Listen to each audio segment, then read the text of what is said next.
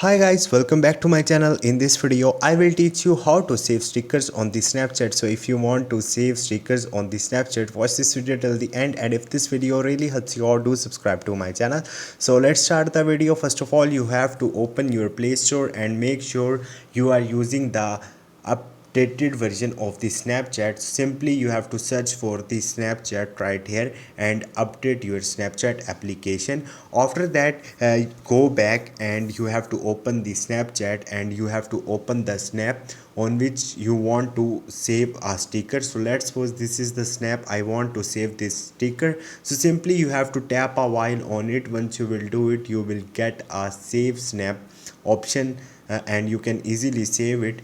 This feature is not available in my region, so I just told you a process to do it. So if your region support this feature, you can easily save stickers on the Snapchat. Hope this video will helpful for you. If you have any question or any confusion, just drop a comment. I will try to help you. Thank you.